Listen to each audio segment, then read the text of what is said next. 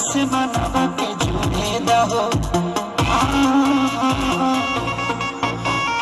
जीता जवानी के उड़े दहो मनवा से मनवा के जुड़े दहो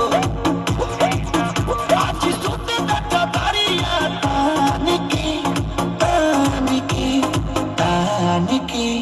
टूट जाए राजा जी, टूट जाए राजा जी पलंग सागवान के, टूट जाए राजा जी पलंग सागवान के।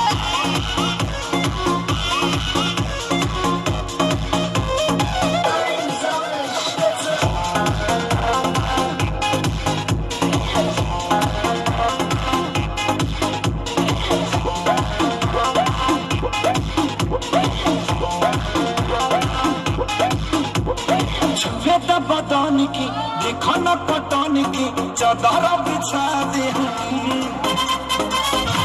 पलंग जी मन पिघला दे हनी, पलंग पर झुलवा झुला दे हनी।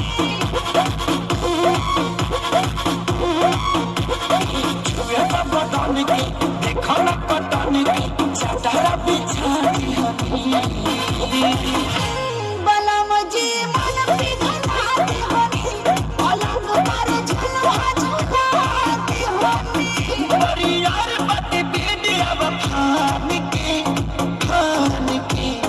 फान के टूट जाए राजा जी, टूट जाए राजा जी पलंग सागवान के, टूट जाए राजा जी पलंग सागवान के।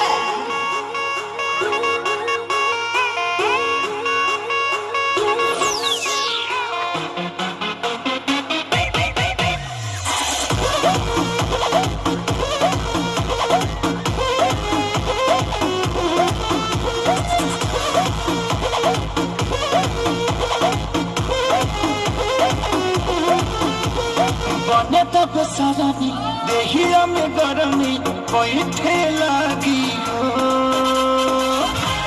अमरिया ऐठे लागी हो, नस नस बैठे लागी हो।